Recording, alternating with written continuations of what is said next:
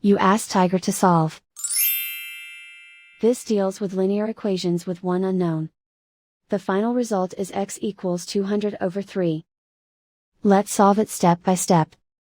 Isolate the x. Multiply both sides by inverse fraction 5 over 3.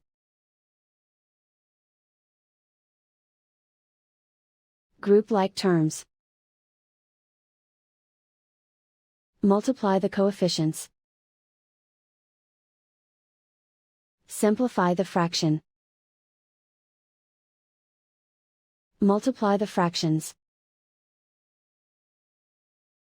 Simplify the arithmetic. And so the final result is x equals 200 over 3.